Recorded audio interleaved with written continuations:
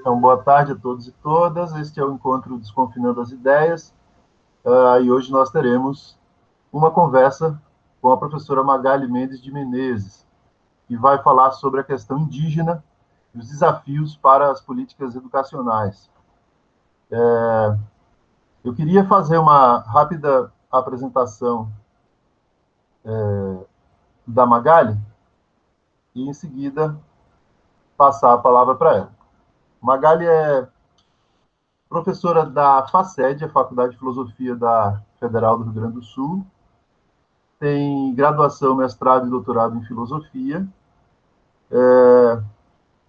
Ela é presidenta da ASAFT, que é a Associação Sul-Americana de Filosofia e Teologia Interculturais, e coordena o projeto Saberes Indígenas na Escola.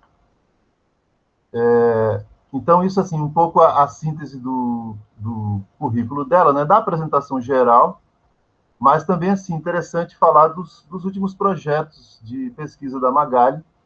Desde 2014, ela vem se envolvendo com a questão dos saberes indígenas e os desafios de lidar com políticas educacionais e saberes indígenas, principalmente das etnias Caigangue e Guarani. E, atualmente, ela está envolvida no projeto que se chama Pedagogias da Resistência, Feminismos Negros e Indígenas de Nossa América Profunda.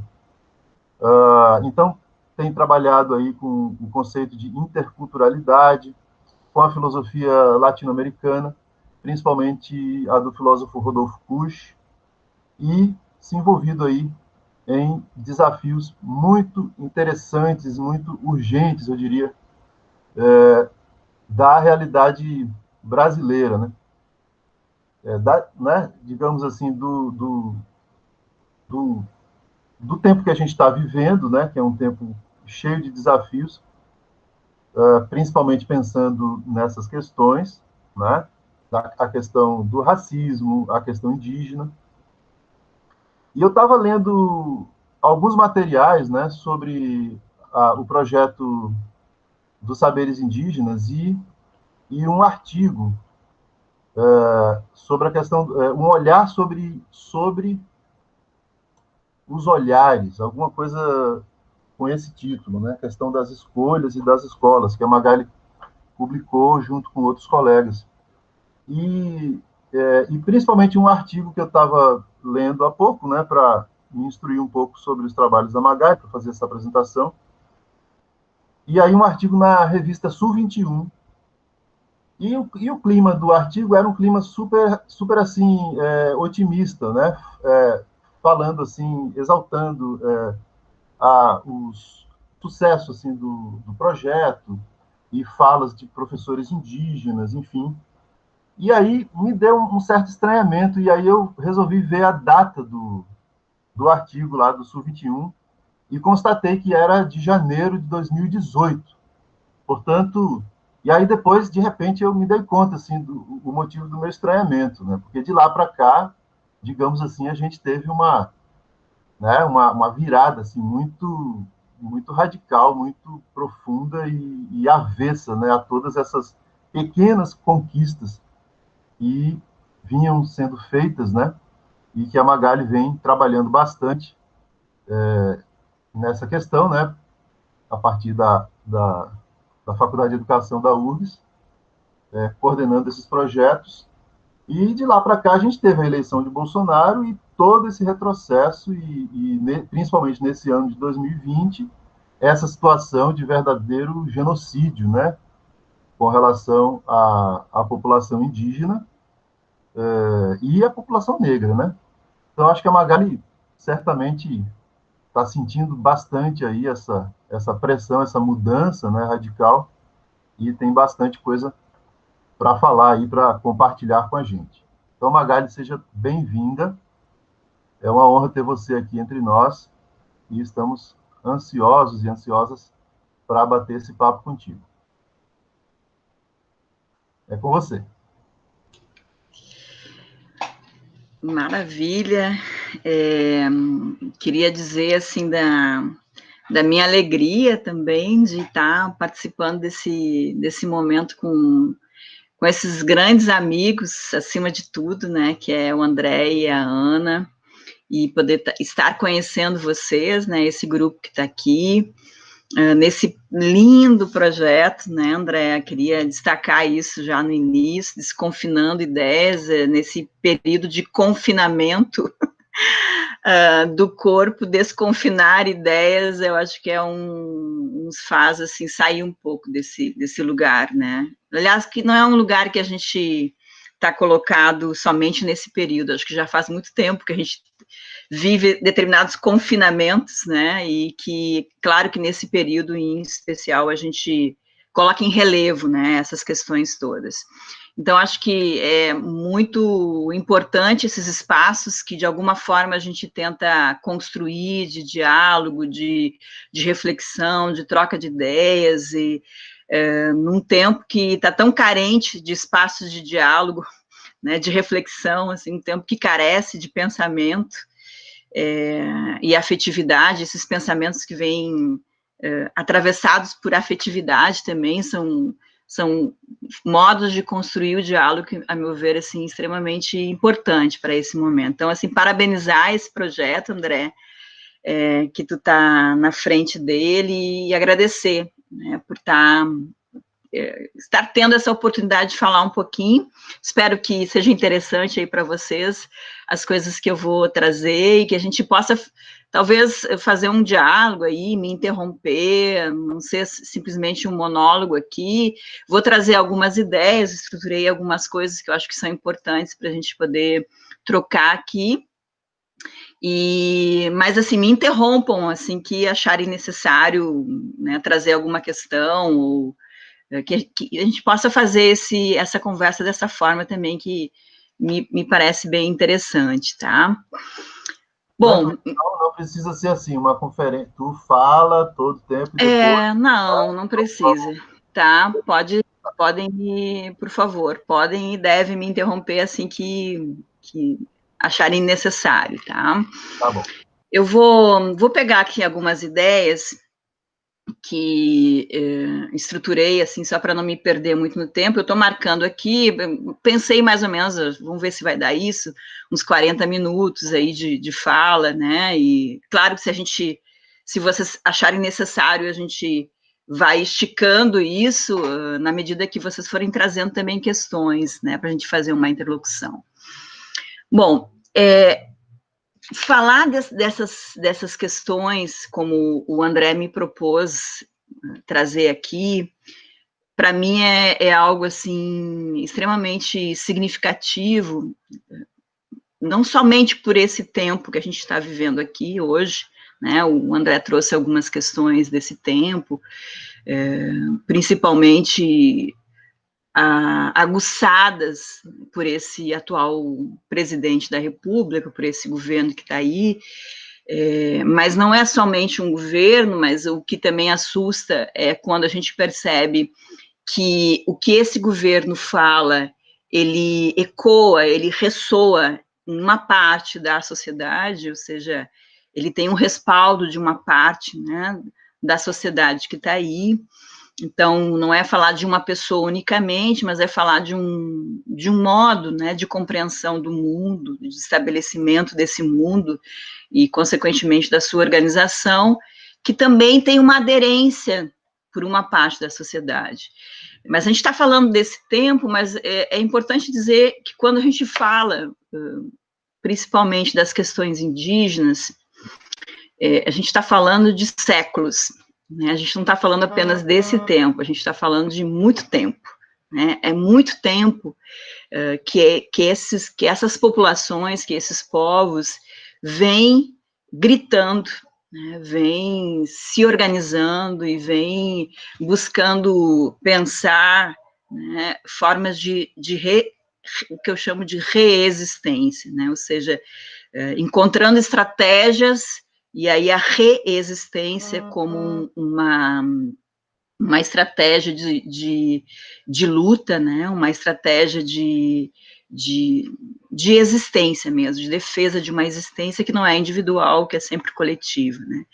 Então, queria começar falando disso, assim, de um tempo que não é o nosso tempo, mas é um tempo que já perdura há muitos séculos.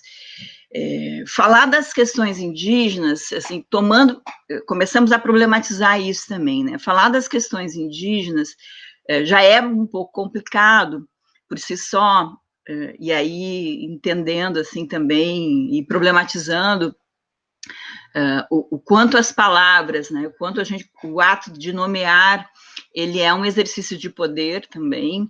Então, quando a gente fala em indígena, a gente está falando de uma certa hegemonia ali, né, de uma certa unanimidade na própria existência desses povos, e isso não existe, né? A gente tem que falar, quando a gente fala das questões indígenas, a gente tem que falar desses vários povos, né, que são muito diferentes entre si, né, que têm modos de estar aqui extremamente diferentes, passando pela língua, passando pela organização, passando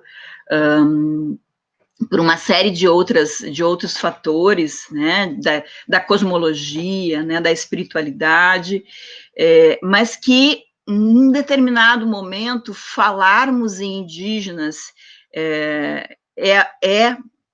por parte desses povos também algo que passou a ser importante, né, com todas as contradições que isso possa parecer, passou a ser importante porque é nesse momento também que esses povos vão se organizar, né, nas suas diferenças, para lutar em relação a questões que são comuns. Né? Então, utilizar indígena, índio, né, todas essas nomenclaturas para falar desses povos ainda estar sobre uma certa história da colonização, né? Quem nomeia, né? Quem é que nomeia desse modo esses povos? Contudo, estrategicamente eles compreendem, eles passam a compreender que é importante estar reunido em determinadas questões, porque as lutas ali são comuns. Então, passa a ser estratégico utilizar indígena também em alguns momentos, tá? Bom, mas assim, eu queria dividir a minha fala nessa proposição que o André me fez em 3 momentos. Vamos ver se eu vou conseguir dar conta disso, tá? Um primeiro momento que eu chamaria de a gente pensar aqui junto quais são as condições de possibilidade, aí para utilizar um termo kantiano, né? Quais são as condições de possibilidade para esse cenário que os indígenas hoje vivem, né? Que vem já de muitos séculos, mas que nesse momento se vive questões que são extremamente agudas, né? E principalmente quando a gente pensa determinados momentos de conquistas que esses povos ao longo da história foram também conquistando, né, garantindo. A própria Constituição de 88 é um marco nessas conquistas para os povos indígenas, mas a gente começa a perceber o quanto esse momento atual ele é um momento de retrocesso de muitas dessas conquistas. E aí, quando o André fala, por exemplo, lá de 2018, né, dessa reportagem que ele lê, eu quero marcar um pouco o que acontece exatamente ali de 2018 para cá, porque eu acho que também são coisas importantes. Mas, assim, quais são as condições de possibilidade para que a gente tenha um cenário que tão longamente resista, né? Tão longamente persista no seu projeto, ou seja, um projeto de anulação, se não genocídio, né, dos povos indígenas. Né? Quais são as condições, então, que possibilitam que esse projeto se mantenha e perdure durante tanto tempo? Essa é uma primeira questão. A segunda questão que eu gostaria de trazer aqui é uma questão então que eu venho me dedicando. O André falou que eu venho então da área da filosofia, mas eu desde que assumi esse lugar de trabalho, que é a Faculdade de Educação, eu tenho pensado muito uma dimensão da filosofia, que é a filosofia da educação, aliás, uma dimensão da filosofia que nem sempre tem o seu espaço ali de importância dentro do próprio dos próprios temas, né, que a filosofia vai elegendo como sendo temas importantes. Assim. Pensar a educação nem sempre foi um tema importante para a filosofia. Em alguns momentos vai ser, em outros momentos não. Então, também entender, assim, eu venho, desde que eu assumo esse trabalho na Faculdade de Educação, me dedicando a pensar a educação a partir de uma perspectiva filosófica. Então, eu quero pensar aqui no segundo ponto dessa reflexão, o que é a educação para os povos indígenas e como a educação, e aí pensando mais especificamente, a educação escolar, né, ela torna-se uma ferramenta de luta também para esses povos.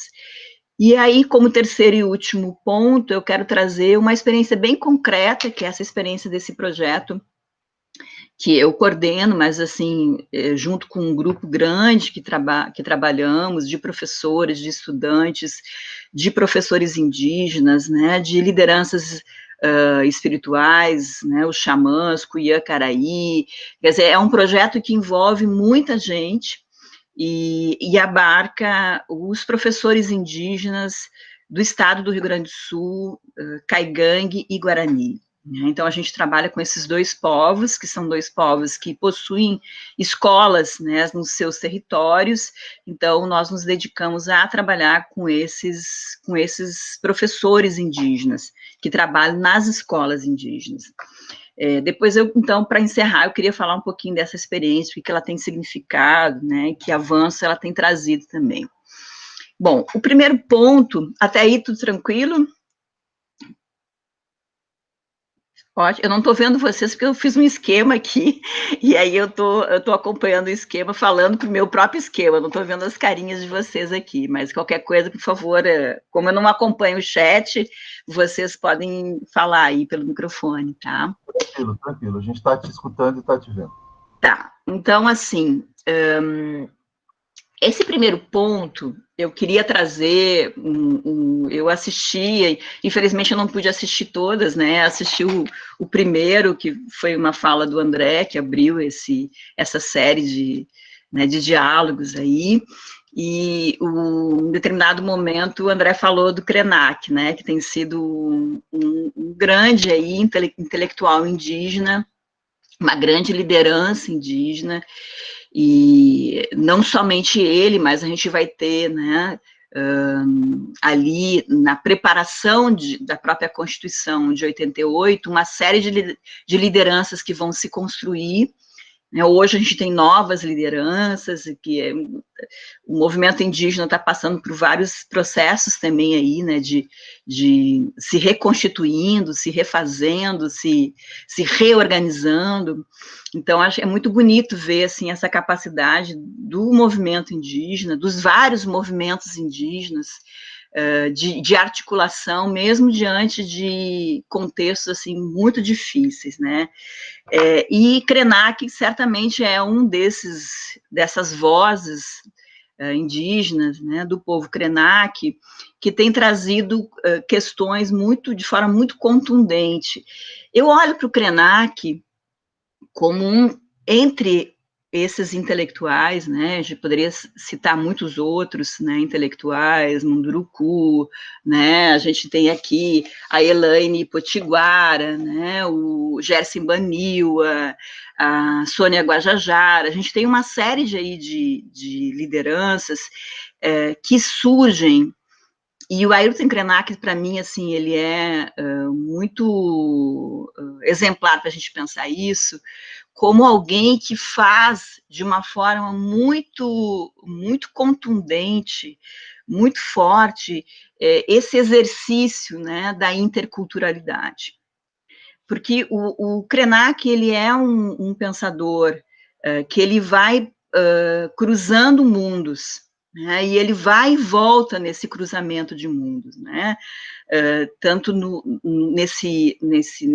mundo Krenak, né, que ele traz sempre, né, com uma grande inspiração, né, de toda a sua fala, mas ele vai trazendo também autores, né, como ele cita Boaventura de Souza Santos, como ele cita Foucault, como ele vai citando uma série de outros autores desse mundo que os Guarani chamam desse mundo juruá, né, desse mundo não indígena, e ele vai quase que dançando, assim, né, nesses dois mundos, tentando buscar momentos de diálogo entre esses dois mundos e, ao mesmo tempo, buscando marcar suas imensas diferenças, né? E Krenak, então, nesse livrinho que se tornou bastante conhecido, né, esse livrinho aqui que vocês devem conhecer, né, Ideias para Diário Fim do Mundo, em determinado momento ali, ele pergunta, ele faz uma pergunta que eu acho que é bem importante, que vai aparecer e reaparecer constantemente na fala dele, né, que é uma questão, então, que ele, né, que é uma questão de fundo, assim, para ele, né, e é uma questão que, no fundo, ele traz, mas ele nos coloca essa questão, né, quando ele expõe essa questão, ele está colocando para a gente essa questão.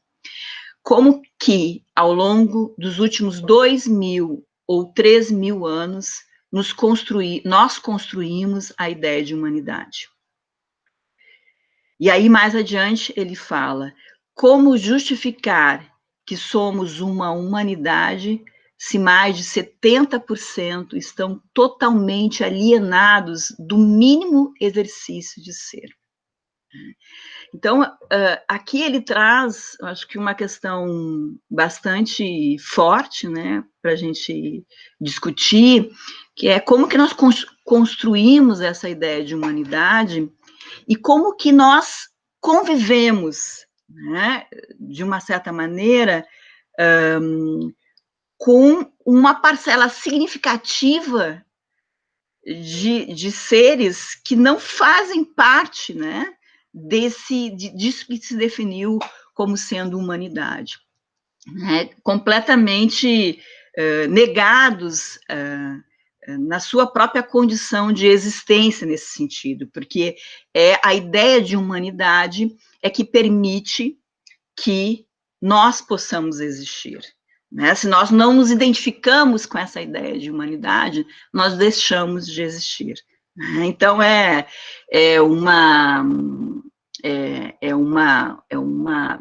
uma ideia, uma compreensão, né, totalitária que vai percorrendo, né, e aqui Krenak vai dizer, vai marcar, né, principalmente se respaldando nisso que os pensadores e pensadoras da decolonialidade vão chamar de modernidade colonialidade, né, ou seja, esse processo de colonização, ele é um processo que vai trazer junto a própria compreensão dessa humanidade, ou seja, ou nós somos esses humanos, ou nos assemelhamos, né, ou assumimos essa compreensão de humanidade, ou nós deixamos de existir, né? Então, o Krenak nos coloca a questão como que nós aceitamos durante séculos esse projeto de humanidade,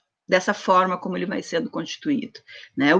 Quais são os mecanismos, quais são as questões que possibilitam com que esse projeto, né, essa ideia de humanidade, né, que é uma ideia negadora de uma parcela significativa de seres, né?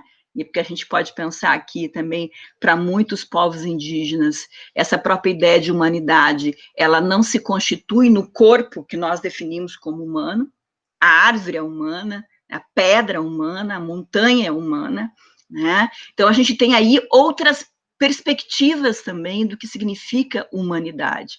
Não podemos mais falar de humanidade, mas falamos de humanidades, né?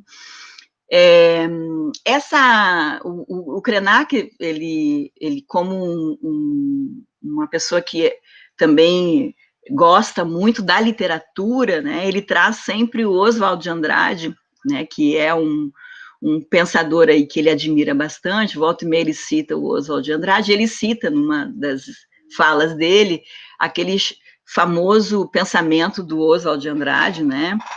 Que é quando os portugueses chegam ao Brasil, eles chegam ao Brasil numa bruta chuva, né? E por estar chovendo, eles vestem um índio. E aí Oswald de Andrade fala, que pena, né? Porque se fosse um dia de sol, o índio tinha despido o português. Né? E essa ideia de um índio que é vestido, essa imagem de um índio vestido, ela representa justamente a compreensão dessa camisa que nós chamamos humanidade. É preciso vestir essa camisa, né? Não se veste apenas com roupa, né? Se veste com uma língua, se veste com valores, se veste com uma compreensão de cultura, se veste através de um processo que vai se chamar processo civilizatório, entre aspas, que esse índio, né, que esse indígena, que esses povos vão, então, viver desde então. Né? Tem uma passagem histórica aí que eu acho bem interessante para quem tiver interesse.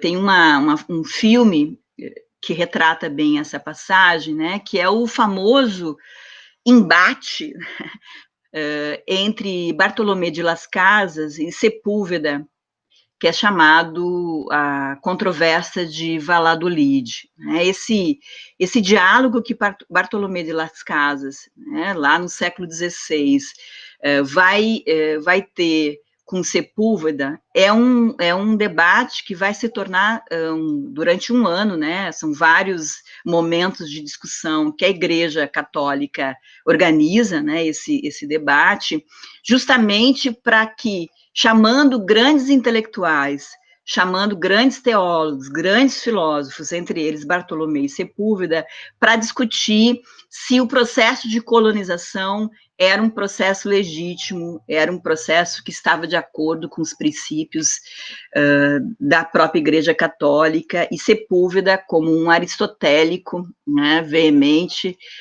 vai fazer a defesa que era, sim, necessário todo esse processo para que esse indígena pudesse sair do seu estado de selvageria e desse modo, ser cristianizado. Né? Então, a gente tem ali Bartolomé de Las Casas, que quando chega, né, nesse território chamado América Latina, lá no século XIX, vai passar a ser chamado América Latina. Até hoje nós assumimos esse nome como sendo o nosso nome, mas os indígenas chamam de Abya-Yala. Né? Então, Bartolomé de Las Casas, quando chega em Abya-Yala, e ele olha para esses povos aqui, ele começa a se dar conta o quanto o massacre que esses povos vão sofrer, o quanto isso estava muito distante de uma ideia que era pregada pela própria Igreja Católica, né, pela próprio princípio e filosofia cristã. Ele começa a se dar conta que ele não tinha que vir para cá para cristianizar nenhum desses povos. Tem uma passagem do Bartolomé de Las Casas, que eu cito até nos meus textos, que é uma passagem muito forte, né, onde os espanhóis, ele descreve uma cena violenta, né, dos espanhóis matando, né, lideranças, né, indígenas, e dos grandes impérios que havia aqui, né, importantes lideranças que foram completamente mortas, assassinadas, e uma dessas passagens, uma dessas lideranças, ela está quase morrendo, né, e ela olha, né, para quem está, né, com a arma na mão, né, fica olhando, o Bartolomé vai descrevendo essa passagem, e essa pessoa diz assim, olha, é agora o momento de você se converter para que você possa ir para o céu e ser salvo, a sua alma ser salva. E esse indígena fala, mas no céu existem espanhóis? A gente pode encontrar espanhóis no céu? E ele fala, claro, né, o céu está cheio de espanhóis, mas então eu não quero me converter, porque eu não quero ir para lá. Então, são várias passagens, né, na obra do Bartolomé, das cartas, né, que depois viram um livro, que ele vai descrevendo o que significou esse processo terrível, brutal, violento, um processo que define o que significou a modernidade. Né? Por isso que a gente não pode pensar a modernidade sem pensar processos violentos de genocídio, processos de colonização. A modernidade, ela não descobre a América. É nesse processo de invasão de Nuestra América é que se descobre a Europa, é que a Europa se inventa. Então, a Europa é inventada, e aí eu acho que é importante quando a gente faz essa inversão, porque isso significa também passarmos a olhar para a história de uma outra forma. Essa chamada, então, descoberta, né, de Abya Yala, né, de Nuestra América, como fala... fugiu agora o nosso querido cubano, bom, daqui um pouco veio o nome dele, José Martí, né, Nuestra América, quando José Martí fala do que significa a união, né, desses povos que estão aqui, para a gente fazer uma frente, né, ao poder norte-americano. Quando se chega a Nuestra América, quando se chega em Abya Yala, esse Cacaverá, né, que é um desses grandes intelectuais também indígenas, vai dizer que, na verdade, desde ali acontece um desencontro. Né? Desde ali acontece um desencontro. E esse encontro, esse desencontro, ele vai assumindo diferentes formas, diferentes facetas, mas desde ali se marca um processo de desencontramento, né? E que a gente pode buscar pontes, pode buscar determinados caminhos para fazer um encontro, mas ele é sempre marcado por esses desencontros, né?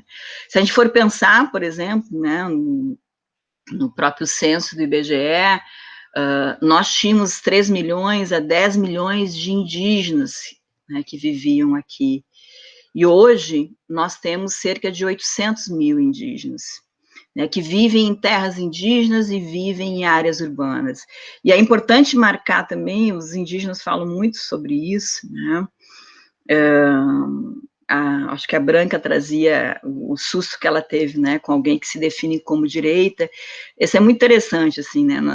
Os indígenas, em muitos momentos, eles não veem muita diferença entre esquerda e direita.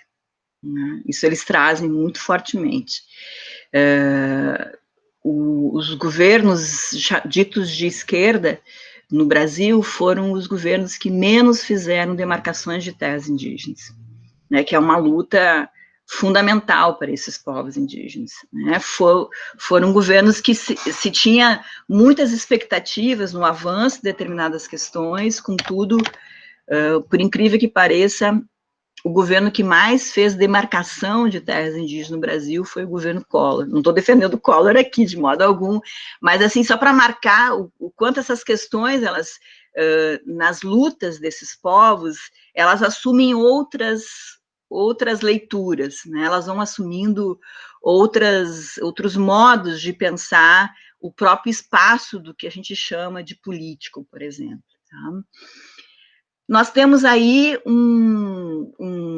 uma questão que eu gostaria de marcar, então, ainda me apegando a essa pergunta que o Krenak faz, que é quais são essas condições de possibilidade, o que faz com que a gente venha durante tanto tempo convivendo com essa compreensão dessa roupa, né, dessa roupa civilizatória que querem colocar nos indígenas, querem colocar nos povos africanos, que querem colocar em muitos outros coletivos. A gente pode também ampliar, né, o que significa esses 70% que estão fora dessa humanidade, né, as periferias, que são feitas na sua maioria, né, compostas na sua maioria por populações negras. Quer dizer, a gente tem uma imensidão de gente que está fora, né, desse lugar, né? E aí eu acho que tem um elemento, né? Acho não, tenho absoluta certeza, e eu queria marcar esse elemento, porque a gente não há tempo para a gente desenvolver uma reflexão maior, mas queria trazer apenas um desses elementos, que eu acho que é um elemento extremamente importante, que, de alguma forma, traz questões, fundamenta esse processo civilizatório da forma como ele foi e continua acontecendo, né? Que é isso que o André trouxe para a gente aqui, né, enfatizou no início da sua fala, que é o racismo, né? E aqui trazendo o racismo como um princípio organizador, né, de todo esse processo civilizatório. Ou seja, o racismo, ele é um elemento estruturante nesse processo civilizatório, na composição desse projeto chamado modernidade e colonialidade. A gente não pode compreender esse projeto sem olhar para esse princípio organizador que constitui o racismo. E aqui a gente pode falar de diferentes dimensões desse racismo. O racismo que é epistêmico, o racismo sexual, o racismo religioso, o racismo que é estrutural e é estruturante. Eu acho interessante isso, Angela Davis vai fazer uma pequena diferenciação, assim, não diferenciação, mas ela vai trazer elementos de tonalidades desse racismo que não é a mesma coisa, né? Quando ela fala de racismo estrutural, ela está falando do quanto o racismo ela vai penetrando as estruturas e o modo de organização dessas estruturas, e assim a gente vai pensar as diferentes estruturas que vão ser criadas com esse projeto da modernidade e colonialidade, né, as diferentes estruturas, o quanto ele vai penetrando a epiderme dessas estruturas, e é essas estruturas que possibilitam a constituição de subjetividades, a constituição de novas estruturas, né? Ou seja, é nesse sentido que ela é estrutural, porque ela penetra as estruturas, mas ela é estruturante porque ela é condição de possibilidade para a sua persistência, né? Ou seja, para a sua continuidade, né? Eu posso sair das estruturas, mas eu levo essas estruturas comigo. Então, Angela Davis vai falar que quando a gente vai, então, buscar romper com esse racismo, a gente tem que buscar romper com ele nesses dois elementos, nessas duas dimensões. E aqui eu queria trazer que, para nós, assim, esse é um elemento, assim, para falar depois dos saberes indígenas bastante importante, que é esse racismo, que é o racismo epistêmico. Esse racismo epistêmico, ele é um racismo muito potente, e nós que estamos, né, uma boa parte aqui, eu não sei de vocês aqui, mas que a gente está falando, o André está organizando isso desde a academia, né, o que significa a universidade, o que significa esse espaço da academia, a academia aí como sendo uma das instituições mais resistentes mais resistentes a fazer o rompimento com esse racismo epistêmico. Então, o quanto ele é muito sustentador, né, inclusive disso que nós chamamos universidade, né. Esse racismo epistêmico, ele é tão forte que ele vai definir aquele conhecimento, então a roupa, né, como uma dimensão dessa roupa, aquele conhecimento que é legítimo e aquele que não é legítimo, ou seja, quem é que legitimamente tem capacidade de formular um conhecimento e quem não tem essa capacidade. Quais são os saberes, né, que entram nesse espaço, nessa grande desse grande templo, né, que são as escolas, por exemplo, e que são as universidades. Quem é que pode falar? Quem é que pode dizer? Né? Qual é o conhecimento, as metodologias? Olha só, eu estou utilizando só termos que são termos por si só muito complicados. Porque se a gente fosse pensar, né, a partir da palavra, né, a partir da cosmologia, né, Caigangue, Guarani, a gente utilizaria outras compreensões, né, outras formas de falar sobre tudo isso. Mas aqui, essas palavras, elas são, talvez, marcadores ali, para que a gente, por dentro delas, possa estar implodindo o que elas mesmas significam. Então, qual é a ciência que é legítima? Por que a ciência do Cuiã-Caraí não é uma ciência legítima? Por que ela não é uma ciência que entra na academia? Por que ela não é uma ciência? Por que ela não entra nos cursos de medicina? Por que ela não entra nos cursos de enfermagem? Eu falava um tempo atrás com um enfermeiro, Caigangue, Pedro Garcia, e Pedro Garcia, ele é formado, né, em enfermagem, e ele trabalha nas aldeias, né, trabalha com a saúde indígena, é concursado, enfim, né, tem o seu trabalho. E aí eu perguntava para ele assim, Pedro, como é que é isso, né, quando você tem uma formação que vem da academia, né, que tem uma ciência aí legitimada da academia, e você chega nas comunidades indígenas, você é indígena, você chega nas comunidades indígenas, e como é que você lida com os saberes dessa comunidade e os saberes que você adquiriu por essa ciência ocidental, né? E aí ele falava uma coisa que eu achei muito bonita, assim, ele diz assim, Magali, toda vez que eu entro nas comunidades, a primeira pessoa que eu procuro é o Cuiã, é o Caraí, né?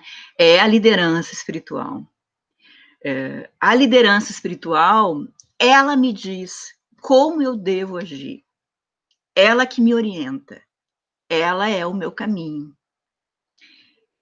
Não há, nesse exercício de diálogo, né, com as coisas que eu trago, e o conhecimento que está historicamente nessa comunidade, ancestralmente nessa comunidade, a quem vai me dizer como esse diálogo deve ser feito não é eu, é essa liderança, né? Essa entidade, né, que ela é o centro de uma comunidade indígena, mais, inclusive, que o cacique. O cacique é uma figura construída no próprio processo de colonização. Né, a figura do cacique, aqui, né, no Brasil, ele se constitui no processo da ditadura militar no Brasil, né, antes mesmo da ditadura militar, mas ele se torna uma figura importante na ditadura militar, quando era preciso diálogos ali com as comunidades, e a figura do cacique então se torna como o político dessa comunidade. Mas a principal liderança dessa comunidade é a liderança espiritual. Então, só para pensar assim um pouco esse exercício e o quanto esse racismo epistêmico ele se torna ao longo da história, como o Maldonado Torres, né, desses pensadores da decolonialidade, ele vai se tornar o racismo, a negação epistêmica, né, provocada por esse racismo epistêmico, se transforma numa negação ontológica, ou seja, esse saber não tem sentido, e quando ele deixa de ter sentido, você não tem sentido, né? O que você produz não tem sentido, o que você diz não tem sentido, o que você é não tem sentido, porque você é essa cosmologia, né? Então, assim, eu me detive, gente, me perdi aqui, me detive 40 minutos para falar o primeiro ponto. Mas tá ótimo. Eu tô me segurando aqui porque eu quero te escutar, tá? Segue, porque tá muito não bom. Tá bom, gente? Não tá muito cansativo aí, por Não, favor. não. Tá. Então, eu vou pular algumas coisas, porque eu acho que eu me detive demais, né, nesse primeiro ponto, e eu gostaria de trazer, assim, o segundo ponto, que eu acho que é uma coisa bem legal de pensar, porque a gente está falando aí de coisas, assim, de caminhos, né, também, de esperanças, né, dentro desse contexto tão caótico que a gente vive e que vai nos matando também junto, né. A gente vê aí várias lideranças que já foram mortas ao longo da história, né? Vários povos que foram extintos, várias línguas indígenas que estão em processo de extinção. Pra vocês terem uma ideia, o caigangue, né? É uma dessas línguas que está. O ano passado foi o ano internacional das línguas indígenas, né? E o caigangue estava nesse mapa das línguas que estão em processo de extinção, ou seja, tem comunidades que já não falam mais caigangue, não falam mais, né? O mais velho fala, mas quem vem depois não fala mais, e esse que vem depois também é importante para a continuidade, né, dessa língua. Então, a gente vive processos de violência que se dão em vários níveis, né? E aqui eu queria trazer, pensando um pouco a posição da escola indígena, né? Talvez seja uma pergunta assim que perpasse aí a cabeça de vocês, né? Como é que pode se pensar em escola indígena, né? A escola não é um lugar violento, a escola não é um lugar justamente que possibilita esse racismo epistêmico, né? Que possibilita essa negação ontológica. E aí é muito interessante, assim, porque a escola indígena, ela vai ser construída no Brasil em 1910, né, então, início do século XX, através de um serviço que vai ser chamado SPI, que é o Serviço de Proteção ao Índio, e esse Serviço de Proteção ao Índio, ele tinha como objetivo, né, como meta, né, como uma das questões fundamentais, né, desse serviço de proteção índio, que era justamente transformar esse índio, olha as roupas, né, que esse índio, então, vai sendo obrigado a vestir, que é transformar esse índio num trabalhador, né? O Brasil passava por um processo de desenvolvimento, né, desenvolvimentista, então as avenidas, a Transamazônica, a gente vai ver todo esse processo de reorganização do país, né, chamado desenvolvimentista, né, que vem ao longo dessas décadas, e era preciso, então, ter uma mão de obra, e era transformar esse índio, né, esse indígena, em trabalhador. Então, a escola, ela vem como um elemento que vai ter duas funções, de integração desse indígena à sociedade. Olha só, a gente está falando isso, gente, em 1910. Essa frase, ela reaparece na boca do nosso governo, né? Reintegração desses indígenas à sociedade. Esses indígenas têm o direito de civilizar-se, né? Eles têm o direito de vestir essa roupa, né? E esse processo, ele tem que ser um processo feito através de um tutelamento desse indígena. Então, o SPI também é uma instituição de tutelamento, né, de proteção, entre aspas, e tutelamento desse indígena. E aí a gente vai ter, assim, se vocês pegarem na internet, vocês vão ver fotos, gente, coisas, assim, horríveis, assim, de uma tamanha violência, de indígenas, assim, impedidos. Os indígenas de hoje, assim, que fazem parte desse projeto que eu coordeno, muitos viveram essa época, né, do SPI, e trazem relatos, assim, horríveis, gente, horríveis, assim, de tortura, né, de serem agredidos se falassem a sua própria língua. Era proibido falar a língua, era fundamental aprender o português. Há um processo de esquecimento dessa, passava pela língua também. O que significa a língua, né? O Guaranis tem uma compreensão disso que é muito interessante, assim, para os Guarani, a língua não está separada do ser. Parece Heidegger, né? A gente vai pensar aí, né? A língua, eu acho que Heidegger pegou dos Guaranis. A língua não está separada do ser. A língua tem, e ser para o Guarani é a alma. Então, quando se fala, se coloca a alma em pé, né, para os Guarani. O falar é colocar a alma em pé. Então, quando você mata uma língua, você mata a alma. Né? Você mata essa alma que fala, essa alma que ressoa, né? Essa alma que vibra. Né? A língua, ela tem uma força, a palavra, né? A palavra expressa. A língua que também está no silêncio. Né? Tudo isso ressoa, tudo isso coloca a alma em pé. E o SPI, então, é um serviço de proteção ao índio que vai durar 57 anos e vai ser substituído nada mais, nada menos por essa entidade que hoje nós conhecemos, que se chama FUNAI. Né? A FUNAI, então, é criada em 1967, veja bem, coincidentemente, próximo a um processo de ditadura civil-militar no Brasil, né? A FUNAI caminha junto com esse processo de ditadura militar no Brasil, né, civil-militar no Brasil, e a FUNAI, então, ela continua, né, muitas das ações do próprio SPI.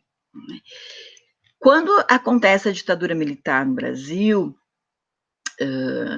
isso é uma coisa muito interessante também de olhar, porque quando teve toda a discussão no Brasil, né, de rever, né, a tortura, né, de rever a Comissão da Verdade, quando fazia todo esse movimento de recuperação histórica do que aconteceu nesse período no Brasil, o que se consegue de registro, de testemunho, de depoimento, né, quem é que testemunha a tortura, né, quem é que sobrevive a essa tortura, a essa violência. É interessante de ver, porque até então não se colocava os indígenas como vítimas desse crime violento de responsabilidade do Estado brasileiro. Né? Se os próprios historiadores não reconheciam os indígenas como povos que viveram esse processo de violência. Ironicamente, se descobre, ironicamente porque se achava que esse documento estava perdido, tinha sido queimado, tinha se perdido na história, se descobre um documento, que é um documento de mais de 7.000 páginas, se descobre em 2013, ou seja, muito recentemente, um relatório chamado Relatório Figueiredo, né, que é um relatório que traz, porque foi feito por um procurador, a pedido dos militares, em 1967, né, se faz um documento, se produz esse relatório durante alguns anos, que o Figueiredo produz esse relatório, e descreve como uma prestação de contas, né, durante o tempo da ditadura militar, do apagamento desses indígenas, né, do quanto se apaga, né, essa alma indígena porque quando se mata a cultura, se mata esse modo de ser, esse modo de estar, se mata essa alma, né, essa cosmologia,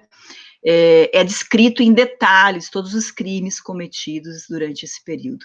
Isso vai ser descoberto somente em 2013, ainda está se estudando esse relatório, está se revelando, né, essa história, que é uma história bastante triste, né, para nós todos, né, desse país.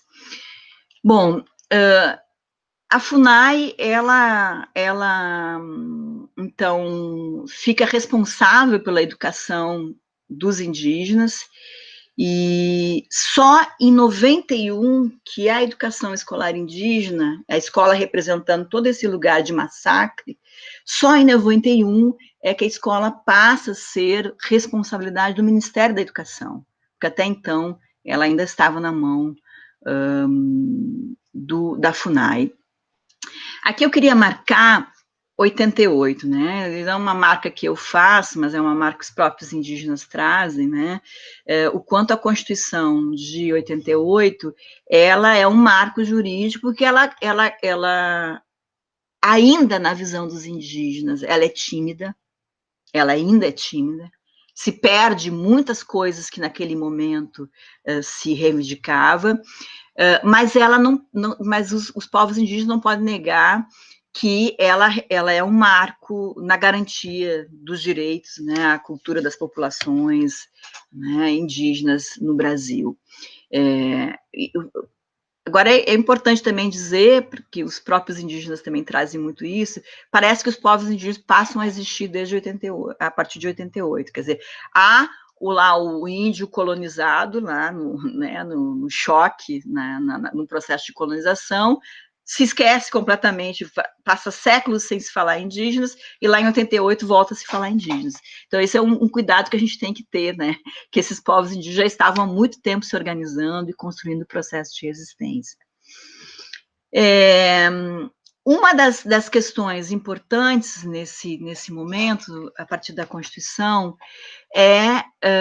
os indígenas começam, então, a fazer a defesa de que, bom, a escola indígena é uma instituição opressora, né? É uma instituição violenta, é uma instituição genocida. Contudo, essa escola está aí. Ela forma, né? Ela nos coloca em um determinado lugar dentro desse mundo, dentro desse universo. Os indígenas começam a perceber que é preciso, então, ocupar essas escolas. E aí, entendendo a ocupação como um movimento político aí, né, dos estudantes, que os indígenas começam, então, a ocupar, né, tudo é território indígena. E a escola tem que ser um território indígena. Nós temos que, esse processo de retomada que os Guarani fazem, né, como um movimento político das suas terras, ele se coloca também no sentido de olhar para a escola como um território. A escola como um território que precisa ser retomado, a história como um território que precisa ser ocupado. E os povos indígenas é que vão... Só um pouco. Isso aí, a partir de que época? Essa consciência de retomada do território da escola? A partir da Constituição de 88. A partir de 88. A gente vai ter algumas coisas que vão, a partir dali, ir marcando esse processo, tá? 91, por exemplo, quando a escola passa para o MEC. Então, sai dessa instituição que é a FUNAI, que representava uma instituição ainda de tutelamento desses povos indígenas, né?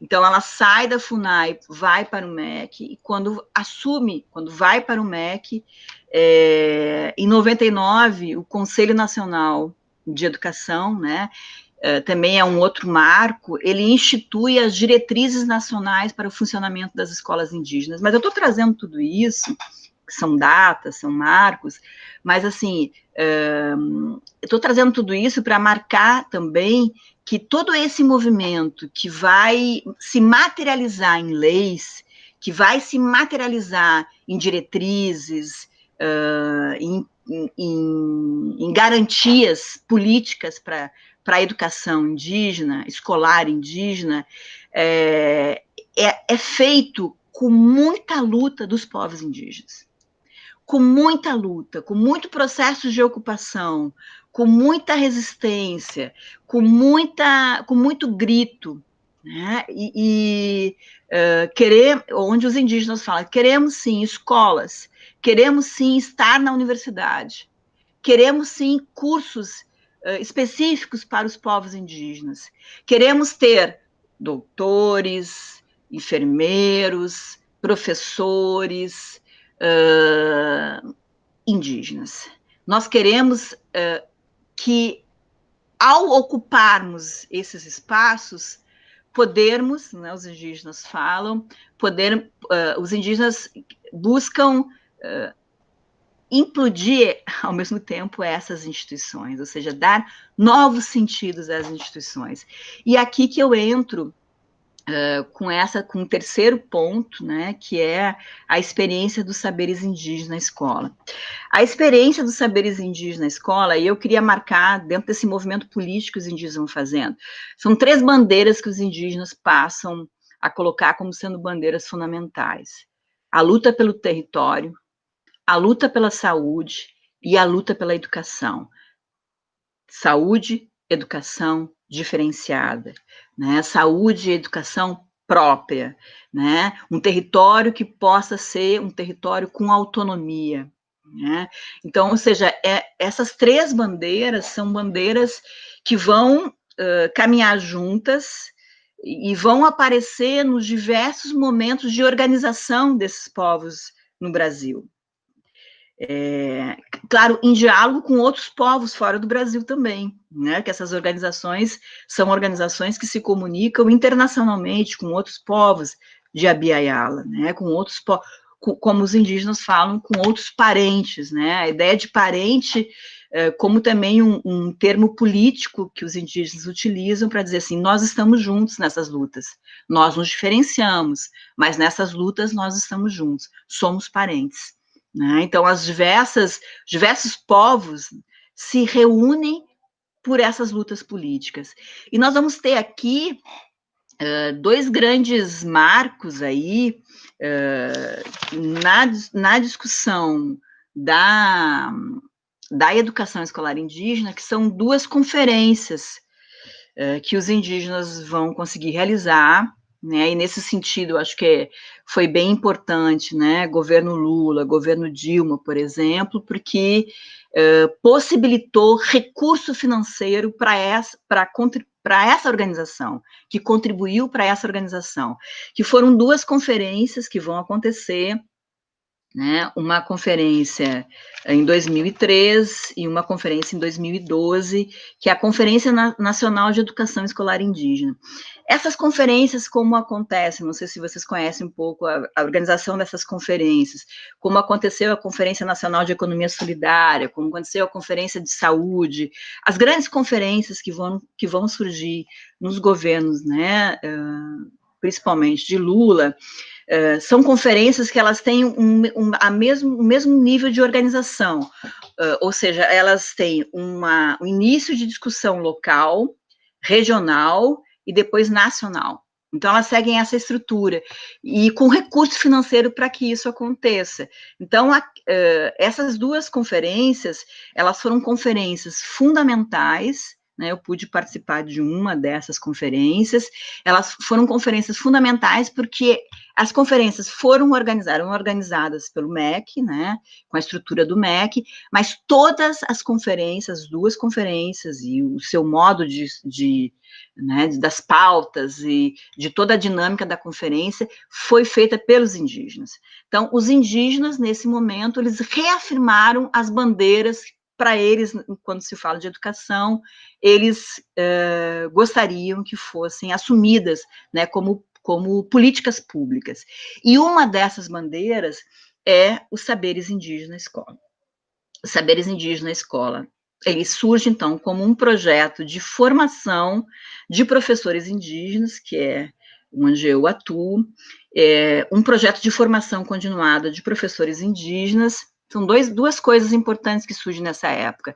Os saberes indígenas na escola e o ProLIND, que são recursos para a construção de cursos de licenciatura interculturais.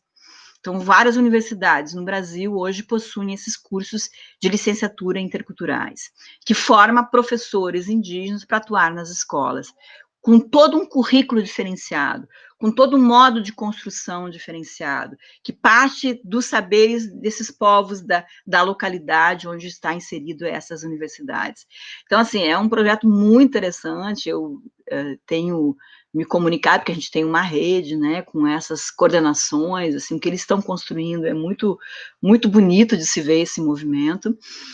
Tudo isso veio com recurso público, né, e os saberes indígenas é mais uma reivindicação, então, junto com as licenciaturas, um projeto que pudesse, esses professores que estão nas escolas, que pudessem ter uma formação continuada.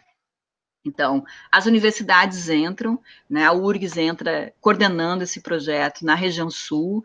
Nós abarcamos aqui na região sul todos os professores caigangue e todos os professores guarani. São mais de 300 professores que nós coordenamos nesse projeto.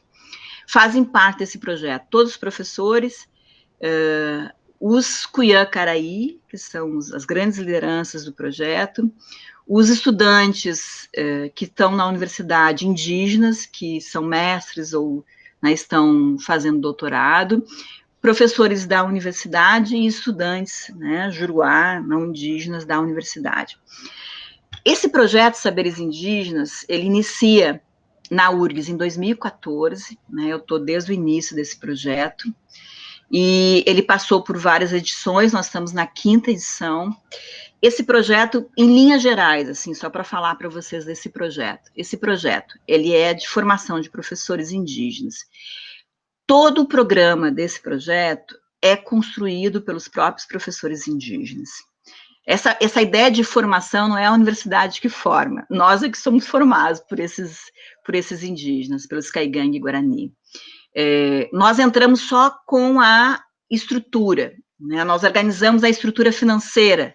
Então, os encontros acontecem nas aldeias, né, nas comunidades, onde eles se reúnem para pensar que escola eles querem, qual é o currículo que eles querem, como essa escola se comunica com a educação indígena, que é uma outra coisa, uma coisa é escola, outra coisa é educação.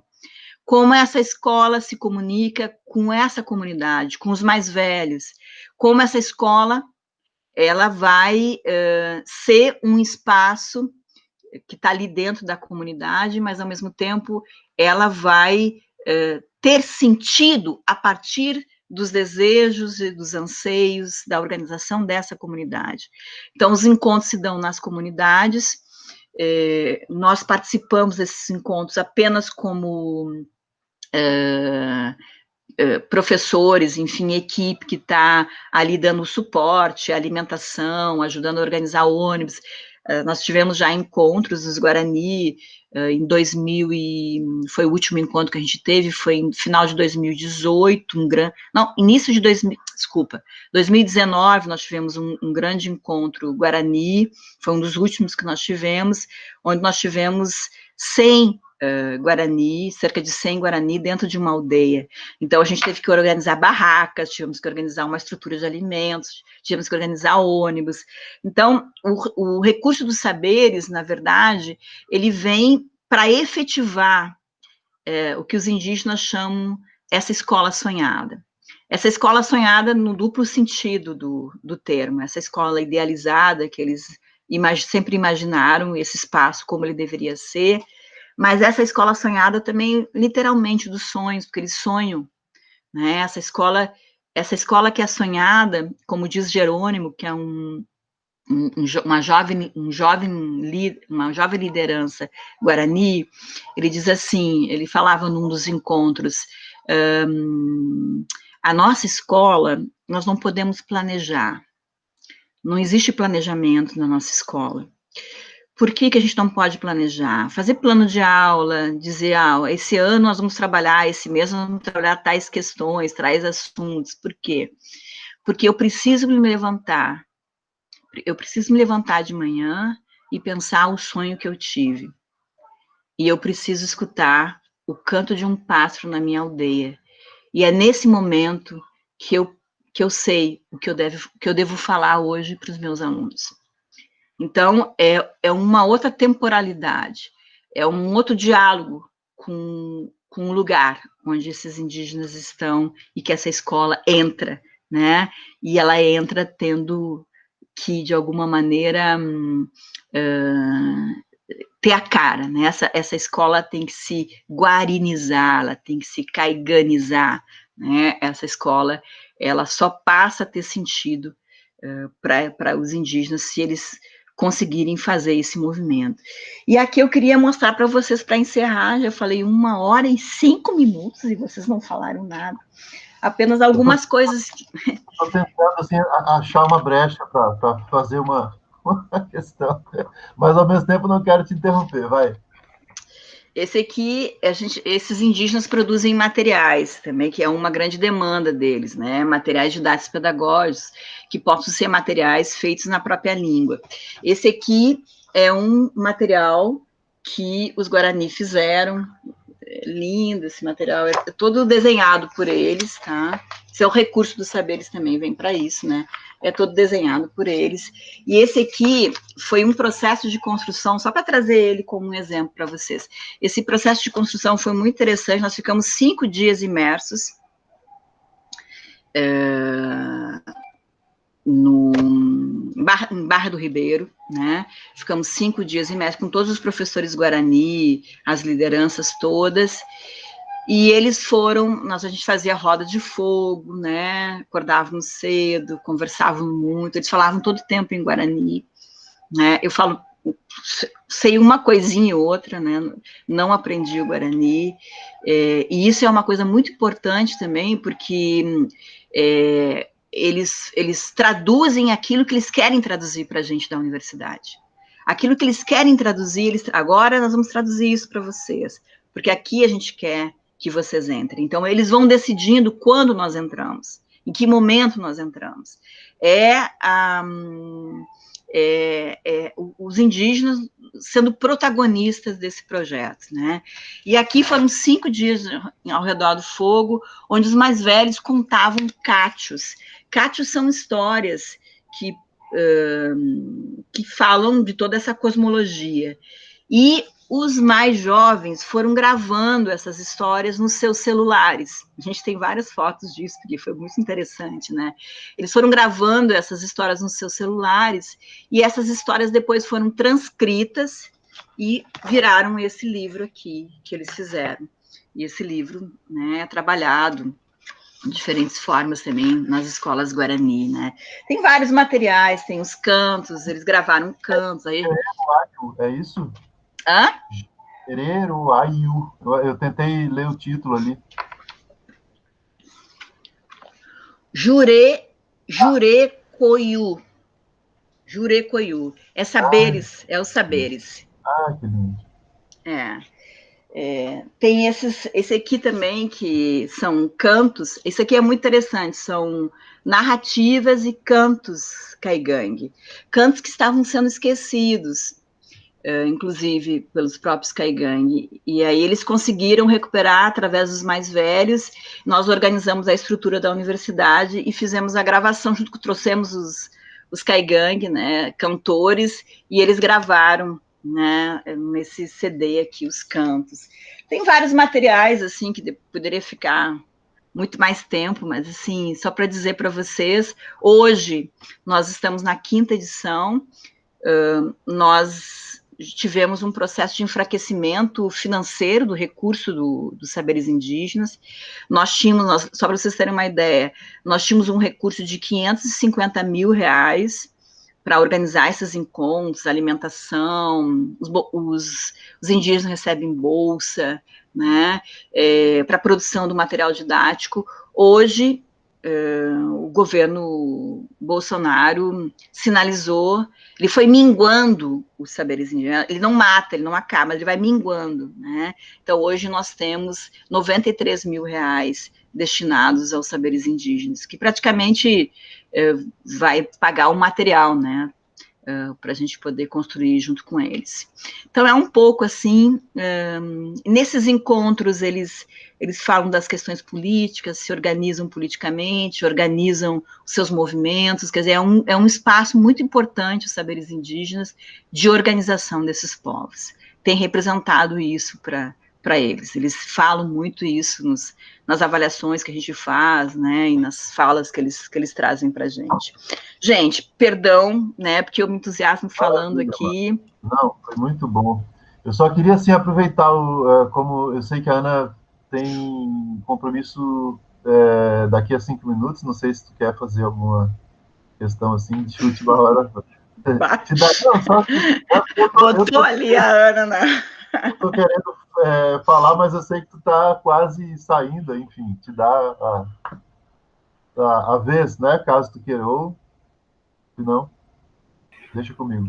Várias coisas, né, Maga? Achei lindo te escutar, assim, porque é algo que eu acho que a voz, assim, tu chamou muito o Krenak no início, né, mas em toda a tua fala tem esses saberes indígenas e essas vozes, né, então eu acho que isso tem sensibilizado todo mundo que está querendo ouvir outras coisas, sabe? Ouvir outras coisas, não só assim em coisas evidentes, assim, mudanças evidentes, né?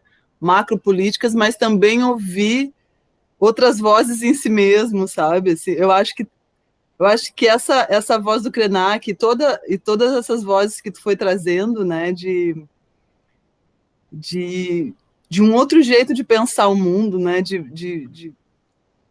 De sentir o mundo, né, e tão avesso a esse projeto moderno, né, que a gente, muitas vezes, numa tentativa de crítica, a gente defende esse projeto, né. Então, assim, essa ideia da humanidade, né, como a gente vê, às vezes, em discursos que começam de um jeito interessante e tal, mas daqui a pouco tu vê a defesa de uma humanidade, sabe? Uma humanidade, né? Desse projeto de humanidade, né? Então, achei lindo te ouvir, assim, acho que é uma, assim, os detalhes desse convívio, né? Acho que são super importantes, porque a gente tem cada um nos seus lugares aí tem acesso a coisas diferentes, e aí tu traz isso que é bem de uma relação, de uma certa intimidade, né, com essas questões, e eu acho que isso aí é muito, muito, muito, muito interessante, sabe? E acho que enfim, eu me sensibilizo, tenho ouvido essas vozes, assim, várias, né, mas eu acho que a voz do Krenak tem sido uma voz que eu tenho gostado muito de ouvir, sabe? Como, não para tornar ele, e nenhuma dessas lideranças, nenhum modelo a seguir, assim, não é que a gente tenha que se tornar alguma coisa, mas eu acho que é um modo, inclusive, nessa fala que chama a atenção de ser contundente, é um modo contundente que não é exatamente o modo contundente que a gente vê em outras falas, né? Talvez mais civilizadas. Parece que tem um modo contundente que traz alguma coisa diferente, né? Traz ao mesmo tempo uma doçura, traz ao mesmo tempo é uma sensação de estar vivendo outra coisa que eu acho que nos contagia, sabe? Eu acho que a gente está precisando disso, né? Precisando isso, sentir as coisas de um jeito diferente, né? Mas muitas coisas, eu até notei assim, algumas questões, mas eu tenho que sair exatamente agora, então não quero lançar e não te ouvir, né? Então, depois a gente segue essa conversa. Seguimos, muito sim. Bonito. Obrigada por estar aqui. Imagina. Maga, muito obrigado. Nossa, linda a tua fala. Muitas questões. Eu senti a tua necessidade assim de colocar muita informação e é muito necessário isso. Então, não quis. Em vários momentos eu queria fazer questões, mas eu não quis te interromper. Mas aí, assim, abrindo agora para a gente fazer uma troca, né? Eu queria pensar um pouco contigo sobre essa diferença, sendo assim bem objetivo, entre essa experiência da Escola de Saberes Indígena, que é uma experiência que me parece, me corrija se eu estiver errado, uma experiência mais assim evidente, prática, mas verdadeira de decolonialidade de verdade, né, na medida em que eles estão reivindicando a ocupação do território e entendendo a escola como um território que precisa ser ocupado. Então, quando você coloca a questão da decolonialidade epistêmica, me parece que eles estão pegando isso pelo rabo, digamos assim. Opa, é aqui que a gente precisa, né? Quer dizer, já que é para tratar de educação, então vamos nós estruturar o que seria uma educação indígena, né? E aí fazer um contraponto com um tema que é muito sensível, que a gente defende e que a gente tem compreendido na história recente do Brasil como uma grande conquista, que é a questão das cotas, né? Das cotas raciais. E aí eu me lembro de uns anos atrás, quando eu ainda estava dando aula na PUC, de uma matéria que eu li no jornal do Simpro. Como é que chama aquele jornal do Simpro? A gente recebia, não me lembro mais o nome um jornal Extra Classe. Extra Classe, isso. No Extra Classe, uma matéria que falava da questão das cotas e do racismo em departamentos da URGS, e de um racismo absolutamente violento e assim terrível, né? Uma espécie de terror assim, e sendo que eles marcavam na reportagem a Faculdade de Medicina. Então isso foi bem assim no início desse processo das cotas, e aí contava a história de um rapaz que era um caigangue e pelas cotas passou a ser estudante de medicina, né? Da Faculdade de Medicina da URGS. E começou a sofrer um processo assim de perseguição, de boicote terrível, e os colegas, enfim, os estudantes chamavam os cotistas de muquiranas, né? Eu me lembro de detalhes assim da reportagem porque eu peguei o PDF dessa reportagem e trabalhava com os meus alunos na PUC, né? No curso de História. Dava aula de filosofia para o curso de História. E esse rapaz, ele não suportou a pressão e acabou retornando para sua aldeia, né? Desistiu do curso, tipo, não tenho que ficar aguentando esse tipo de coisa, desistiu do curso. E aí, um tempo depois, um professor que era a exceção da exceção, tipo, era o único que tinha sensibilidade, um professor da medicina, pegou seu carro, viajou, acho que era Nonoai, se não me engano, viajou não sei quantos quilômetros, foi lá na casa do cara, na aldeia, do rapaz, do indígena, e conversou com ele, conversou com os pais e finalmente convenceu ele de que ele tinha que resistir, de que ele tinha que voltar, inclusive instruindo ele de várias coisas e direitos que ele tinha, né? Como cotista de bolsa, enfim, de valores que ele não sabia, porque ainda, além de tudo ainda tinha toda uma questão financeira de como se manter ali, né, e tal.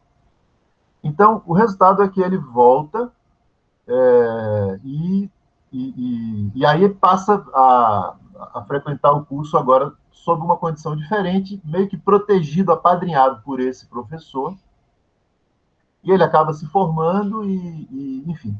Aí, para resumir a história, a questão que eles colocavam é da necessidade de formação de pessoal da saúde, de enfermeiros e de médicos, né, que precisam se formar, que precisam adquirir esse conhecimento para atuarem na saúde das aldeias, porque normalmente falta pessoas, né, médicos, enfermeiros, que se dispõem a ir lá nas aldeias e fazer o serviço de saúde. Então, uma das questões importantes políticas desse sistema de cotas era justamente formar não só médicos, mas também advogados, enfim, todo um serviço, né, que se encontra, de saberes, né, que se encontram na universidade, e abrir, então, as portas da universidade para essas pessoas, então, se apropriarem desses saberes e depois voltarem para as suas comunidades e, enfim, ter um outro momento aí para realizar serviços que são absolutamente negligenciados, né? Então, assim, essa história, e aí tem vários detalhes que agora eu não vou lembrar, mas pegando, assim, a tua fala, e principalmente essa última parte, que é a questão dessa virada, me parece, né, dessa virada decolonial, né, do projeto da Escola de Saberes Indígenas, queria que tu fizesse assim um contraponto com relação a essas ideias, dessa compreensão, né, relatada por você, de que os indígenas, então, sentem que precisam ocupar o território da escola e serem os protagonistas de um processo educativo, então, de produzir o seu material, de falar na língua deles, e, enfim, de montar os currículos. Inclusive, você falou aí que vocês que são da universidade falam pouco, ficam numa situação mais, digamos, marginal, né? Eles é que comandam o processo. E comparar essa situação com essa questão de, digamos, abrir as portas da universidade através de um sistema político de cotas, né, de política afirmativa, para que, então, pessoas historicamente marginalizadas da sociedade, então, possam entrar, adquirir conhecimento, porém, não se observa aí, nesse processo de cotas, nenhum ponto de virada, digamos assim, estrutural, né, decolonial, né, porque, afinal de contas, eles vão... quer dizer, o cara vai se formar médico e vai precisar fazer as provas e eu imagino que não haja nenhuma sensibilidade assim para considerar a tradição de medicina indígena, por exemplo, assim, de saberes para a saúde, evidentemente, numa faculdade de medicina de uma universidade federal do Brasil. O que tu acha dessa questão? Queria muito te ouvir a respeito disso.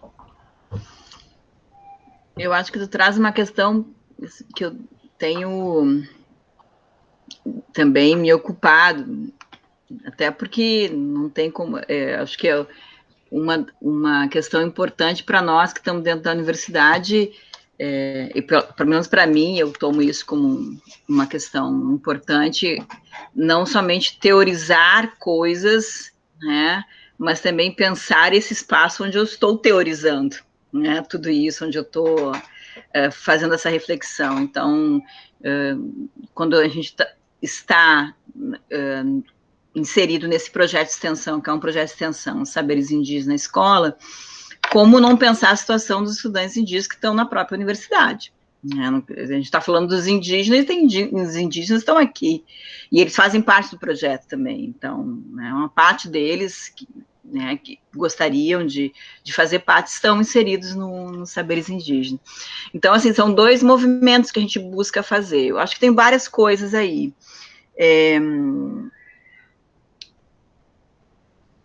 O Gerson Baniwa, que é o primeiro doutor em educação no Brasil, né?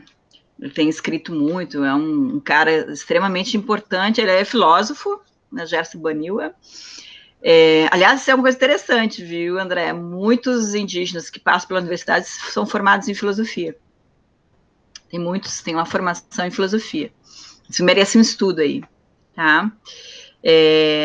Ele fala assim, obrigada, Elton. Ele fala que hoje a gente tem uma luta dos indígenas chegar na universidade, né, as cotas, pegando especificamente a URGS, ela começa antes da lei das cotas, né? Em 2008 já havia reserva de vagas para indígenas dentro da universidade, em 2012 isso vira lei, né? Então as cotas elas já entram em 2008, mas isso vem com muita luta, não é benevolência também da instituição, vem com muita luta desses povos. E o Gerson Baniwa, hoje a gente está vivendo uma situação que a gente tem um número grande tem um número cada vez mais significativo de indígenas que estão entrando na universidade mas a gente não tem ainda uma escola de ensino médio indígena, porque essa escola que eu estou te falando é a escola fundamental, né? O projeto é para a escola fundamental. E ensino médio, são pouquíssimas escolas de ensino, escolas indígenas que têm ensino médio. Então, esse aluno, esse estudante indígena, ele sai cada vez mais, né, super empoderado nessa escola indígena, né, fortalecendo a sua língua, fortalecendo seus saberes, vai para uma escola branca de ensino médio, aí recebe o choque, e entra numa universidade que é mais branca ainda, né, que é mais ocidentalizada ainda. Mas, então, isso é uma luta, assim, fortalecer o ensino médio. Os indígenas estão se dando conta que tem que ampliar o ensino médio. Escolas indígenas têm que ter ensino médio, que essa formação vá, acompanhe todo esse jovem, né, dentro da comunidade. Mas, assim, tem alguns movimentos, assim, é claro que, como eu falava, acho que a universidade é um espaço resistente, as cotas chegam, mas elas não mudam a estrutura dessa universidade. Ou seja, o racismo epistêmico, ele está ali. Né? Esses indígenas, eles relatam, esses estudantes indígenas relatam esse caso, né, que tu trouxeste, é um caso, não é o único caso. Nós tivemos aí, há pouco tempo atrás, foi noticiado nos jornais, né, o estudante indígena que é agredido em frente da casa de estudante.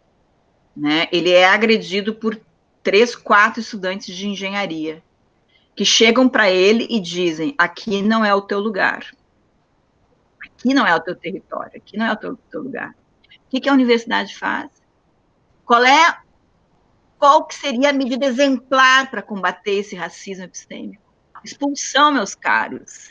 Essa universidade não é de vocês que estão aqui. Mas a universidade não faz isso. Esses estudantes continuam na universidade e esse estudante indígena sai da universidade. Porque ele não suporta, ele não aguenta. E a comunidade diz para ele, não é lá o teu lugar. Para ser agredido dessa forma, não é lá, tem que ficar na nossa comunidade. E ele sai da universidade. Esse estudante desiste da universidade.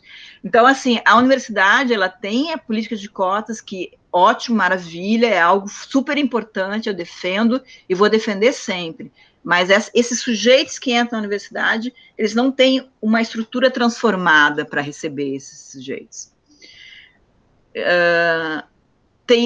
Tem um movimento que está começando a surgir, sabe, Patrícia e André, que eu acho muito bonito, não sei se vocês conhecem, já ouviram falar, que é o Encontro de Saberes.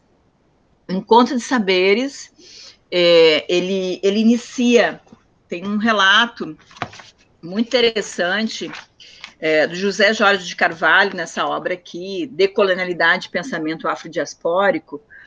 O José Jorge de Carvalho, ele inicia esse projeto Encontro de Saberes na UNB, em Brasília. E hoje já são, se não me engano, 8 universidades que já têm Encontro de Saberes. O que é Encontro de Saberes? Encontro de Saberes é uma disciplina, ainda é pequeno, tá? É uma disciplina onde ela entra no currículo, ela está aberta para o currículo de vários cursos, né? Quem quiser se inscrever, faz parte da sua formação. E ela é dada por mestres indígenas, quilombolas, negros, populares, que ministram essa disciplina. Esses mestres, eles recebem, por isso, como professores da universidade. Essa disciplina vale como disciplina da sua formação, né? E lá na URGS tem fila de espera para fazer essa disciplina, para ver a vontade que os estudantes têm de conhecer, de ter uma outra formação. Mas essa disciplina, ela acontece na FACED, em que departamento varia? Ela envolve vários departamentos. Ela envolve letras, envolve música, o curso de música, porque tem uma professora lá que trabalha com etnomusicologia, né? E envolve a faculdade de educação. E envolve outros departamentos também, que não são dentro das unidades, né, de extensão. É uma disciplina formada conjuntamente E agora nós já existe em outras universidades, nós estamos buscando na URGS agora o reconhecimento do notório saber. Né? O reconhecimento de notório saber já existe, então são coisas que vai, com muita dureza ali, vai se tentando furar. O reconhecimento do notório saber é o diploma de doutorado para quem tem esses conhecimentos da vida, né, dos seus coletivos, da sua história, né, que acumula esse conhecimento. Então a universidade reconhece notório saber, esses sujeitos se tornam doutores. Né? Então, na URGS já tem um processo correndo, já tem em Minas Gerais, já tem em vários outros lugares, notório saber. No Ceará, na Universidade Estadual do Ceará, é reconhecido já o notório saber, foi reconhecido em conjunto diploma para 58 mestres da cultura popular, indígenas, negros, que receberam um diploma de doutores. Esse diploma possibilita que essas pessoas deem aula na universidade. Através de concurso. Isso aí ainda é um sonho, né? Mas essa disciplina, ela é paga pelo governo? Como que funciona? Porque, pelo visto, o projeto está relacionado às universidades públicas, é isso? Essa disciplina faz parte do currículo das universidades públicas. Né? É da universidade pública. O aluno, é uma disciplina eletiva, o aluno se inscreve naquela disciplina. Uhum. Acho que são movimentos assim que vêm com as cotas, entendeu, André? Isso que eu quero te dizer. Eles vêm com as cotas, eles vão abrindo, o povo vai se organizando de outros jeitos, vai encontrando para lá, de cá, formas de resistência. É simplesmente dar oportunidade, né? Porque tem uma discussão muito complexa, muito delicada, né, com a questão das cotas, né? E uma delas, um dos pontos, eu creio que seja esse, né? Assim, principalmente em se tratando de indígenas, né? Porque me parece que a comunidade afrodescendente, né? A negritude, né? Ela está mais assimilada, né? Então, assim, culturalmente, quer dizer, ela está mais urbanizada, está mais assimilada à cultura branca. E ao entrar na universidade, não vai ter assim uma resistência, digamos assim, não vai sentir uma tensão assim, né? Um processo assim tão difícil quanto me parece que seja o caso do indígena, né? O cara que sai, né? Não sei se eu estou correto ou não. Então, parece que assim o processo de colonização, né, de colonização epistêmica, parece que é mais acentuado, né, no caso do indígena, né, do cotista indígena, né, me parece. Né? Tem a questão da língua, né, que é muito forte também, língua, né? Exatamente. Tem, pessoal, um outro exemplo disso, assim, da crueldade da universidade, tá? Lá na URGS, nós temos o vestibular especial para os indígenas, tá? Então, é reservado 10 vagas para os indígenas entrarem num vestibular especial. Eles não fazem esse vestibular, eles fazem um outro vestibular, que é só de redação, uma redação, né? Esses cursos são escolhidos pela própria comunidade, a comunidade é um grande encontro dos indígenas, eles escolhem, nós queremos 10 cursos, queremos uma vaga para enfermagem, uma vaga para direito, uma vaga para serviço social, agora, no último vestibular, eles pediram uma vaga para música, né, entrou um estudante no curso de música indígena, então eles vão buscando conforme a sua necessidade. Isso é terrível, porque uma vaga por curso. Então, o que os indígenas falam? Os indígenas falam assim, nós temos um modo de vida que é comunitário. Quando a gente entra sozinho dentro da universidade. A gente entra sozinho dentro de um curso.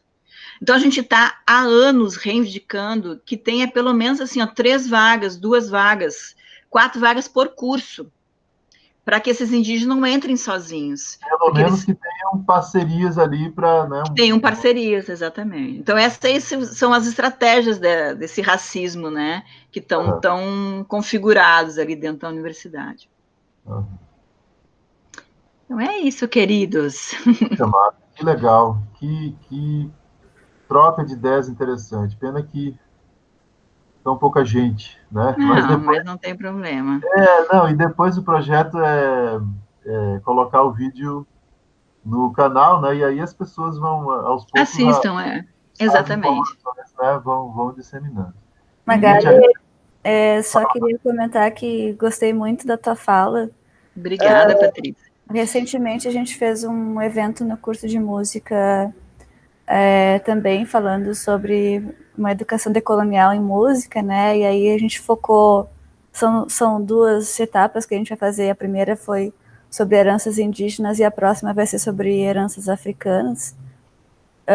E nisso a gente chamou o Edson Caiapó e a Márcia Cambembe para conversar. Ai, que Márcia! Ah, a Márcia é maravilhosa, o Edson também. E foi muito legal, assim, porque, em primeiro aspecto, assim, o quanto a gente se dá por conta que a gente realmente desconhece muitas coisas, né? Mas uma das coisas que me chamou muita atenção na fala do Edson é que ele diz assim, nós não somos passado. Uhum. Né? E isso realmente é muito perturbador, porque, e aí falando nessa questão do racismo epistêmico, né?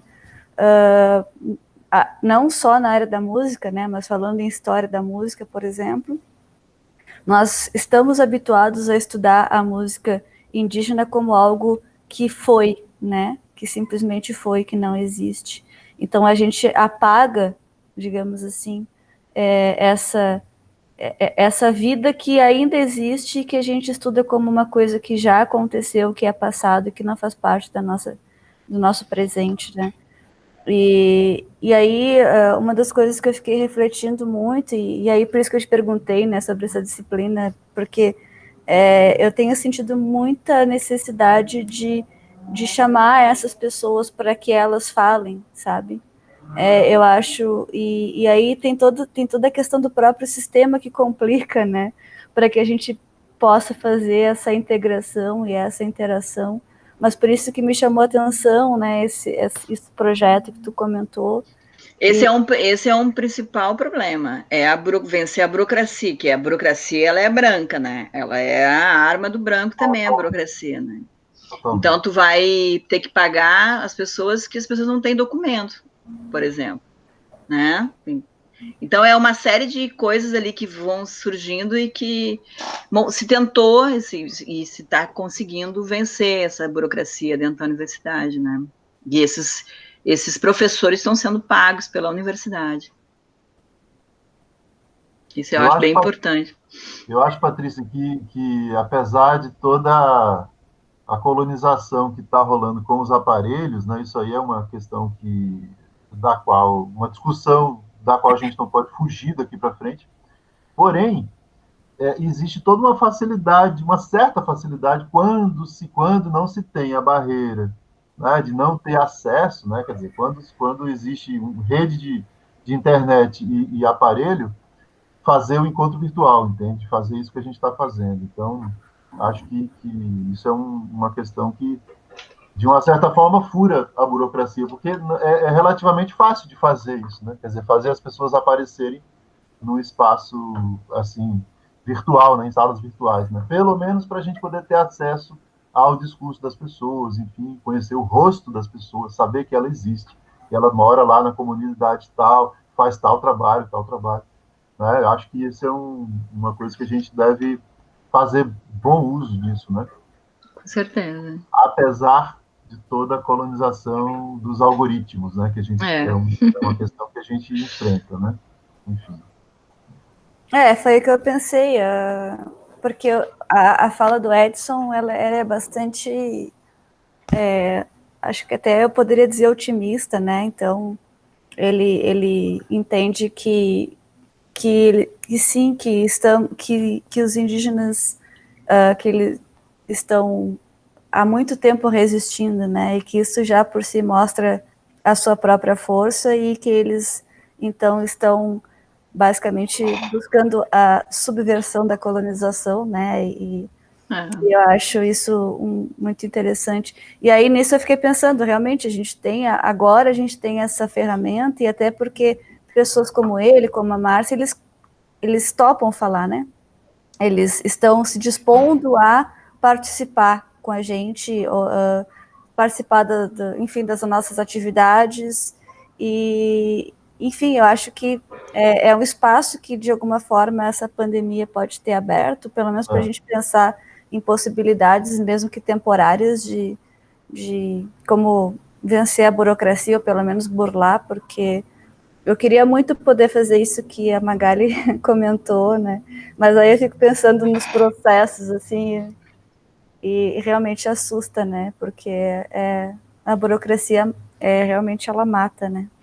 Agora, uma outra coisa que pode ser pensada é parceria institucional, né, Patrícia?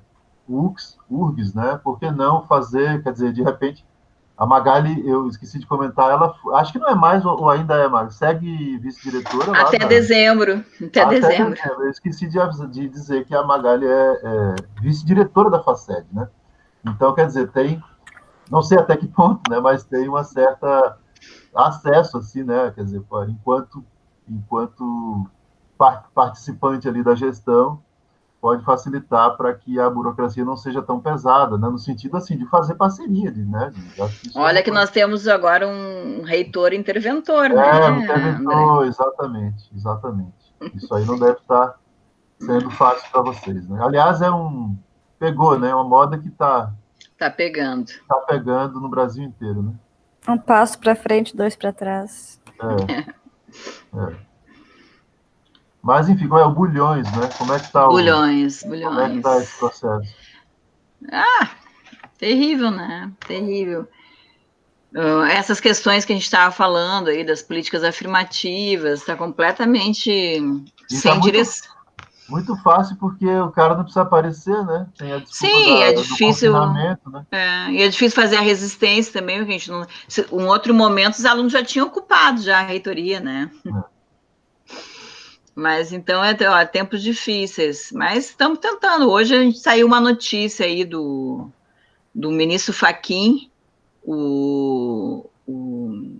não sei qual é o partido que entrou no Supremo, e o ministro Fachin deu um parecer, mas ainda tem que ir à votação, mas deu um parecer que o presidente não pode tem que escolher obrigatoriamente o primeiro lugar da lista tríplice. Isso aí então já tem, são 15 universidades no Brasil que o Bolsonaro escolheu o último lugar. Então, mas isso aí significa que ele vai ter que voltar atrás? Ou é só daqui para... Pois é, aí que tá agora, não sei como é que vai ser. Saiu hoje o parecer dele. Tá todo mundo em rebuliço, você é que vai ter oportunidade. Tem muita coisa. Muita coisa para andar aí ainda. Vamos ver. Mas com certeza somos parceiras aí na construção de algumas coisas, como essas, por exemplo, né, que a gente construiu, que o André proporcionou.